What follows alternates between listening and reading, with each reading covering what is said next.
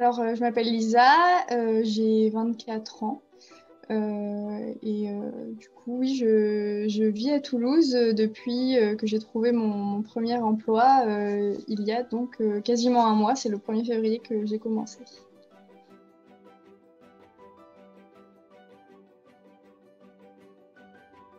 J'ai fait une prépa BCP-ST à Nice. Du coup, j'ai fait la prépa en 2 ans et à l'issue du concours, il me semble que c'est le concours A, j'ai pu intégrer AgroSup. Et j'ai pris agronomie. Alors, ma dominante de première année, c'est celle qui s'appelle, enfin, je sais pas si vous les connaissez toutes, c'est celle qui s'appelle R2D2C. En fait, c'est pour ressources, réchauffement climatique, diagnostic, analyse de données. Donc voilà, tout ce qui est un peu lié en fait, ça sort un peu du cadre agronomique. C'est vrai que c'est plus l'étude des écosystèmes, mais donc dans des parcs naturels. C'est un peu plus orienté comme ça que agronomique. C'est vrai que ce qui m'intéressait dans cette dominante, c'était plus d'approfondir le côté analyse de données, parce que ben, les stats, il n'y a pas beaucoup de gens au final qui ont cette compétence, donc je voulais quand même approfondir cette compétence. Tu peux découvrir plein de choses. J'ai vraiment pas orienté mes stages dans une seule direction. J'ai pu découvrir plusieurs choses et c'est vraiment quelque chose qui, je trouve, est super intéressant à AgroSup. En plus de ça, le fait qu'il y ait vraiment plein de modules différents, c'est vrai qu'au final, ben, on n'est pas intéressé par tous les modules parce que c'est tellement diversifié que ça peut pas plaire à tout le monde. Donc j'avoue que certains m'intéressaient beaucoup moins que d'autres. Au final, c'est ce qui était vraiment intéressant, c'est que justement, il y en avait pour tout le monde et on pouvait vraiment choisir un peu la manière dont on voulait orienter notre formation. Donc, j'ai beaucoup aimé la formation AgroSup. Alors oui, alors en première année, c'est le stage un peu obligatoire. C'est le stage en exploitation agricole, en agronomie. Donc ça a été donc c'est un peu chouette. En fait, il y a une liste d'exploitations agricoles dans lesquelles les étudiants vont chaque année. On peut aussi choisir à côté, mais c'est vrai que moi, du coup, j'avais pas forcément de préférence, donc on m'a mis sur une exploitation qui était dans les Vosges. J'ai fait donc 3 fois 2 semaines, donc une première période en octobre, ensuite il me semble que c'était en février ou en avril, je ne sais plus exactement, et ensuite pendant l'été, donc pour voir un peu sur une exploitation agricole les différentes périodes, ce qui vivent un peu les agriculteurs. C'était vraiment intéressant parce que personnellement, je ne suis pas du tout du monde agricole et ça m'a vraiment permis de me rendre compte des difficultés auxquelles ils pouvaient faire face et de tout simplement du monde agricole, de quoi il était constitué.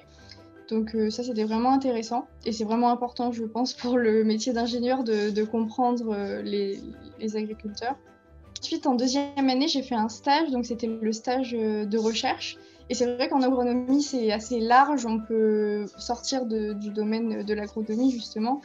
Et j'ai pu faire mon stage dans une réserve en Afrique du Sud pour étudier le comportement des girafes. Donc j'ai étudié la hiérarchie au sein de la population de girafes de la réserve dans laquelle j'étais.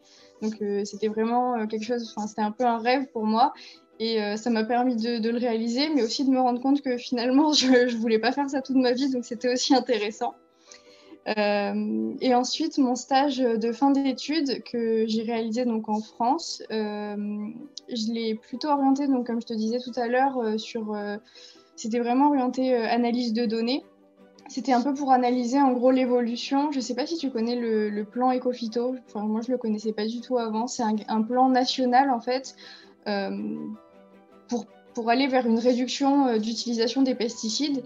Et en fait, c'était dans ce cadre-là, j'ai étudié dans la région PACA, en gros, les évolutions de pesticides, lesquels augmenter et lesquels diminuer un peu, voilà, donc pour voir les évolutions. Donc ça m'a vraiment permis d'étudier à la fois le côté agronomique et le côté analyse de données. Alors en fait, j'ai fait mon stage de fin d'études à la DRAF, donc c'est un organisme de l'État. Du coup, il faut passer le concours fonctionnaire en gros pour être embauché sur le long terme dans une structure comme ça. Du coup, non, j'ai dû chercher à côté. C'est vrai que c'était un choix de ma part de ne pas forcément aller dans une entreprise où je pouvais être embauchée parce que le stage m'intéressait vraiment. Donc en août, j'ai commencé à chercher et j'ai eu la réponse mi-janvier pour commencer au 1er février 2021. Donc ça m'a pris, je pense, à peu près 4-5 mois. Alors, je dirais que oui, en fait, je pense que le problème d'avoir mis du temps à trouver et que tout le monde mette un peu du temps à trouver, c'est pas forcément le problème aussi à AgroSup parce que on a quand même beaucoup de modules, que ce soit pour les compétences vraiment agronomiques ou que ce soit au niveau recherche d'emploi, communication. Enfin, vraiment, tout ça, je trouve que c'est assez complet. Mais c'est vrai que j'ai l'impression que, en fait, c'est dans le monde agronomique, c'est assez compliqué. Enfin, tout le monde nous a toujours dit que, en moyenne, c'était à peu près 6 mois pour trouver du travail. Mais en tout cas, la formation AgroSup en elle-même, je trouve que, oui, elle est assez complète et ils sont à la fois rassurants et ils nous donnent des conseils pour qu'on arrive assez sereinement dans le monde du travail. Alors, je dirais que c'est depuis le lycée. En fait, j'étais intéressée par les problématiques environnementales. Et en fait, je ne savais pas trop quoi faire à la fin du lycée. Et c'est vrai que, un peu comme tout le temps, les profs, quand tu as des bonnes notes, on t'oriente vers une prépa. Et du coup, je me suis retrouvée dans cette prépa BCPST parce que j'aimais bien la biologie, j'aimais bien les maths. Du coup, je me suis dit, bon, prépa BCPST. Et en fait, je suis arrivée en prépa BCPST sans vraiment savoir les débouchés qu'il y avait après. Je savais juste que c'était bien, du coup j'y suis allée. Et en fait, en arrivant, j'ai compris que c'était soit pour être vétérinaire, soit pour faire dans la géologie, ou alors l'agronomie ou l'agroalimentaire, entre autres, mais majoritairement c'était ça. Et c'est vrai que je voulais pas du tout être vétérinaire. Et en fait, je me suis dit, en fait, l'agronomie, ça peut être vachement bien parce que ça reprend un peu les thématiques environnementales qui m'intéressaient depuis toujours, tout en se combinant aux thématiques des agriculteurs et de nourrir la planète. Et du coup, je me suis dit que c'était quelque chose vers lequel je voulais aller, même si c'était très flou quand j'étais en prépa, ce que c'était que l'agronomie vraiment. Je savais quasiment pas quoi.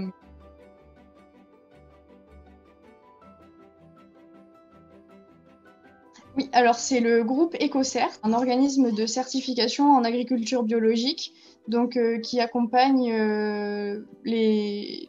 donc que ce soit dans mon cas les producteurs, mais ça peut être aussi des transformateurs. Enfin voilà, ça peut être plein d'entreprises différentes. Donc en fait, ça va être des contrôles chaque année pour les certifier en agriculture biologique. Donc. Alors en France. Sans compter les filiales, je sais qu'on est environ de 2000. Du coup, c'est vraiment à l'international. En fait, en France, c'est vraiment le groupe EcoCert qui va donc agir dans toute la France et dans l'Union européenne. Mais on va retrouver aussi des filiales qui sont à l'étranger. Donc, on en a dans plus de 130 pays, en fait, des filiales. Je sais qu'ils travaillent beaucoup avec l'INAO parce que c'est eux qui accordent des dérogations souvent. Donc l'INAO, le GNIS, il y a aussi avec l'État pour l'accréditation parce qu'il faut aussi que EcoCert soit accrédité pour pouvoir contrôler. En fait, c'est les contrôleurs qui sont contrôlés aussi. On est en lien aussi avec les DDT. Vraiment, leur principal objectif, c'est la satisfaction client. Et en fait, aujourd'hui, ils grandissent tellement et il y a tellement d'agriculteurs qui viennent de plus en plus, enfin pas forcément agriculteurs, mais il y a tellement d'entreprises qui viennent de plus en plus vers eux sans même qu'ils aient besoin de les démarcher, qui se retrouvent assez débordés. Donc je pense que leur principal objectif, c'est de se développer au niveau des salariés. Ça peut toucher à tout, donc que ce soit les productions agricoles, la transformation alimentaire, les cosmétiques, le textile, c'est vraiment l'agriculture biologique dans tous les domaines possibles. Alors, ils avaient besoin de quelqu'un de très organisé, quelqu'un qui soit à l'écoute aussi, parce que on a des appels réguliers avec les agriculteurs, donc il faut savoir aussi communiquer avec eux, il faut avoir une bonne connaissance du monde agricole.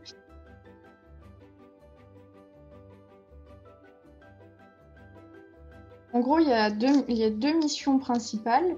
La première mission, je dirais que c'est l'analyse des dossiers en eux-mêmes. En gros, le processus de certification. Donc, je vais un peu simplifier, mais en gros, on va avoir des personnes qui vont aller sur le terrain, relever des données chez les agriculteurs. Donc, par exemple, lors d'un contrôle, on leur demande de montrer des factures prouvant qu'ils ont acheté des choses qui sont biologiques. Donc voilà, je donne un exemple. Si par exemple ils l'ont pas, ils vont relever que ça, l'agriculteur ne l'avait pas. Et donc à la fin de toutes ces vérifications, on nous envoie un rapport, donc au chargé de certification, on nous envoie un rapport et ce rapport, en fait, on va l'analyser, on va analyser toutes les données qu'on a reçues pour voir si tout est en ordre et tout est en accord avec l'agriculture biologique. Donc des fois, on peut relever des écarts et mettre des sanctions. Donc la première mission, je dirais que c'est ça, c'est vraiment analyser les dossiers. Et la deuxième partie, en fait, c'est accompagner les agriculteurs dans leur démarche. Donc, on a des journées qui sont un peu plus consacrées aux appels. C'est pas des appels toute la journée, mais on a quelques appels dans la journée où en fait ça peut être des questions réglementaires. Donc, on cherche vraiment dans les règlements. Par exemple, un agriculteur nous demande combien de surface il a besoin pour ses 20 vaches. On va devoir lui dire que la surface minimale par vache en agriculture biologique, c'est tant. Donc voilà, des questions réglementaires. Après, ça peut être des questions, il a besoin d'un certificat, il faut qu'on lui fasse, des choses un peu urgentes. Donc voilà, ça dépend, mais c'est vraiment accompagner les agriculteurs dans leur démarche pour aller vers l'agriculture biologique. C'est vraiment des journées où on va être sur des dossiers. Alors pour l'instant, c'est vrai que je viens de commencer, donc je suis encore sur des dossiers qui sont simples. C'est-à-dire qu'il y a très peu d'écarts et c'est pas des écarts qui sont graves. Donc c'est vrai que pour l'instant, c'est un peu répétitif. Mais j'ai bien vu avec les dossiers un peu plus complexes, on aura des tâches qui consisteront un peu plus à faire appel, par exemple, à décommiser s'il y a des fautes vraiment graves. Donc ça demande vraiment d'être en contact. Enfin, vraiment, la communication, c'est super important parce qu'on ne traite pas toujours les mêmes dossiers en plus. Donc il faut vraiment que, entre les différents chargés de certification là, et même entre en fait, tous les membres d'EcoCert, il faut que vraiment la communication soit parfaite. Et après, les appels. En fait, on a un jour sur deux, c'est des appels. C'est vrai que j'ai l'impression que tout le monde est un peu polyvalent, mais on n'a pas forcément énormément de prise d'initiative. On n'a pas beaucoup de prise d'initiative, en tout cas, parce que c'est quand même très encadré. En fait, chaque semaine, on a des objectifs. Par exemple, notre responsable va nous dire, cette semaine, il faut que tu traites ces 15 dossiers-là. Donc, tu traites ces 15 dossiers-là. Il faut que tu aies répondu à ces 5 mails-là. Donc, c'est difficile de prendre des initiatives. Alors, je n'ai pas du tout de terrain. En gros, c'est vraiment... ça, c'était aussi un de mes critères. J'aime pas du tout le terrain. Je voulais vraiment être dans un bureau. Du coup, c'était bien pour moi. Mais c'est vrai que ça convient pas à tout le monde. Et en fait, comme je te disais, il y a vraiment les personnes qui vont sur le terrain et les personnes qui sont derrière le bureau. Et il me semble qu'ils voulaient ouvrir des postes qui sont un peu plus mixtes. Mais c'est assez compliqué à mettre en place. Et pour l'instant, c'est vraiment les personnes vont sur le terrain et les autres analysent les dossiers derrière le bureau, quoi. Oui, non, ça c'est même une des politiques de l'entreprise, même sans parler personnellement, mais c'était vraiment, on a déjà beaucoup d'heures, je pense que même personne ne revient à part en télétravail quand certaines personnes ont du mal à décrocher, mais non, je reviens jamais, je fais mes heures et le lendemain je reviens sur quelque chose si je l'ai pas fini, mais ça sera toujours dans mes heures de travail. Non, pas du tout. C'est vrai que du coup, les personnes qui sont sur le terrain, elles se déplacent sur tout un secteur, mais ça reste quand même assez localisé et les chargés de certification, on est très localisé. Alors, c'est un peu des deux. En fait, disons que l'organisation dans l'entreprise fait qu'il y a 4 équipes. Donc, j'appartiens à une équipe. Mais en soi, en fait, quand tu es devant ton ordi, tu travailles seul. Mais c'est vrai qu'il y a souvent des points en équipe. Et aussi, là, je sais que je viens de commencer, donc c'est encore plus le cas. Mais tu peux poser vraiment des questions, donc tu peux vraiment débattre en équipe, demander de l'aide très facilement. Vraiment, tout le monde est super ouvert. Mais quand tu travailles, tu es vraiment seul devant ton ordi, quoi. Non, non, non, c'est vraiment, il y a une responsable et après on est tous des chargés de certification. J'ai pas été embauchée comme cadre, mais c'est le cas de beaucoup, alors qu'on est beaucoup à être ingénieur ou à avoir bac+5. Mais en gros, il y a vraiment les 4 responsables, donc les 4 chefs d'équipe, avec une manageuse qui l'aide à côté. Donc elles sont un peu deux à manager une équipe. Et en dessous, on a les chargés de certification. Et en fait, ça fait un peu ça pour chaque service. Moi, je suis au service certification. Mais le service évaluation, par exemple, qui encadre les personnes qui vont sur le terrain, ça va être la même chose. Il y a une responsable et les personnes qui vont sur le terrain. Franchement, c'est quelque chose chez EcoCert qui est très étonnant parce qu'en fait, les 2 premières semaines, clairement, c'est de la formation. J'avais clairement l'impression les 2 premières semaines d'aller à l'école, quoi. On a vraiment des modules avec des vraies formations. Donc déjà, les 2 premières semaines, c'est que de la formation. Et heureusement parce qu'il y a beaucoup d'informations quand même à ingérer. Après, on se laisse un peu d'autonomie. Mais en gros, à peu près toutes les 2-3 semaines, pendant 6 mois, on a encore des modules de formation. Donc déjà, pendant les 6 premiers mois, tu es formé quasiment en continu. Et ensuite, une fois que tu es vraiment habilité pour tous les types de dossiers un peu de base, si je peux dire, tu peux avoir d'autres formations. Comme je te disais, tu peux avoir des formations apiculture ou des formations aquaculture. Tu peux être mixte et faire prod et producteur et transformateur. Tu peux basculer sur les cosmétiques si tu veux. C'est vraiment un moyen d'élargir vraiment ce sur quoi tu travailles. Et même tu peux passer, je sais que certaines personnes le font, tu peux devenir formatrice pour justement former des nouveaux chargés de certification. Enfin, c'est vraiment, j'ai l'impression que la formation, vraiment, c'est très important à EcoCert en tout cas. Alors en fait, c'est un peu ça aussi qui peut être perturbant, c'est que en fait, c'est pas des projets, c'est que c'est vraiment, tu travailles sur tes dossiers, tu as des objectifs, mais t'as pas un projet global. Je pense que c'est ce qui me manque un peu, ce dont je suis en train de me rendre compte, c'est que vraiment, tu as tant de dossiers à faire par jour, tu les fais, et en fait, tu participes au projet global qui est de certifier des agriculteurs, mais t'as pas un projet sur le long terme avec différentes étapes, le développement, on réfléchit, après on contacte. Enfin bon, c'est pas vraiment de projet global. Là, non, pas du tout. C'est que français. Mais c'est vrai que tout ce qui est, justement, tu peux te former en fait pour tout ce qui est importation ou équivalence des États-Unis, enfin des équivalences un peu internationales. Faut un peu mieux maîtriser, mais on ne demande jamais un niveau comme on peut acquérir en école d'ingénieur, quoi. C'est à l'année, c'est 23 500. Ça fait à peu près 1 500 € par mois en net.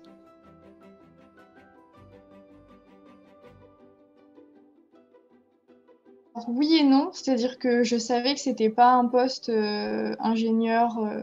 C'est plutôt un poste technicien avancé, c'est-à-dire qu'il faut quand même avoir des sacrées connaissances en agronomie.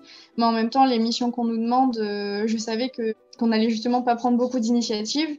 Mais c'est vrai que je me rendais pas compte à quel point, faire des dossiers toute la journée, quoi. J'ai vraiment l'impression d'être secrétaire technicienne parfois. Mais il y a plein de cas qui sont super intéressants et franchement, tout ce qui touche à l'agriculture biologique, je suis vraiment contente d'en apprendre autant tous les jours. Mais je pense que sur le long terme, ça va vraiment me manquer de ne pas avoir un projet avec lequel je peux développer, quoi. Différentes branches. Je pense que c'est vraiment d'en apprendre vraiment sur sur l'agriculture biologique et de vraiment toutes les subtilités. En fait, chaque dossier que je prends, c'est un cas différent et en fait, je me rendais pas compte à quel point c'était diversifié. Ça permet de réfléchir différemment et à la fois de vraiment appréhender beaucoup de choses en agriculture biologique. Je pense que même il me faudrait au moins 1 an pour être vraiment à l'aise. C'est vrai que c'est mon premier poste, donc ça m'aide un peu plus à voir ce que je veux faire plus tard et ce que je veux pas faire aussi. Donc c'est important. Et c'est vrai que j'ai toujours été un peu, enfin pas mal à l'aise, mais au niveau de la prise d'appel, enfin, voilà, de la prise d'appel de manière générale.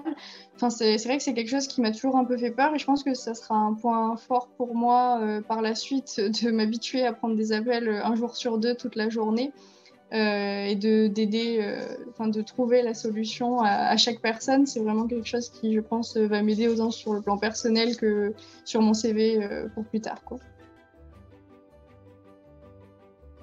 Pas tant que ça. C'est vrai que je me suis un peu mise la pression au début parce que, comme je disais, donc on a 2 semaines de formation et en fait, à la fin, pendant la formation, ils nous disent que à la fin des 2 semaines, on est censé faire des dossiers seuls. C'est vrai que ça met un peu la pression au début de prendre en main le logiciel seul, de prendre en main un dossier seul. Enfin, c'était un peu la difficulté au début, je pense. Donc, c'est un peu la difficulté, je pense, de réussir à bien prendre en main l'ensemble enfin, des dossiers, quoi. On est autonome dans le sens où on nous laisse seuls devant l'ordinateur et c'est nous qui prenons la décision de certification. Donc clairement, on est autonome sur ça, mais par contre, on n'a pas de possibilité de prendre l'initiative de faire autre chose, quoi. On fait ce qu'on nous dit. L'environnement de travail, il est vraiment génial. Le bâtiment en lui-même, juste en fait, quand tu rentres, t'es trop bien. Donc en fait, tu te sens déjà bien dans le bâtiment. Et mais c'est vrai qu'il y a toujours quelqu'un et en fait, dès que tu as une question, ben, tu peux la poser et enfin, tout le monde est super gentil. Donc non, l'environnement de travail, enfin, je me sens vraiment bien, en tout cas quand j'y suis.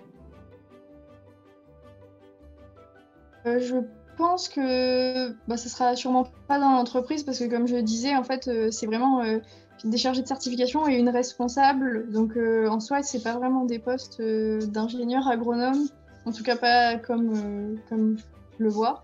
Et c'est vrai que j'aimerais bien me tourner, en fait, j'aimerais bien me servir de toutes ces compétences que j'ai acquises en agriculture biologique pour aller vers des postes d'ingénieur, bon, peut-être au début vers des postes de conseiller, des choses comme ça.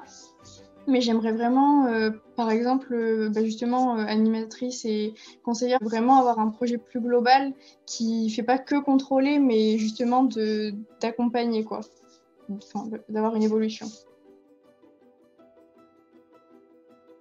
Donc, à mon avis, c'est vraiment de faire sur le moment présent et pas de se forcer à se dire non, j'avais ça en tête, je reste sur ça. C'est vraiment de tester différentes choses, je pense.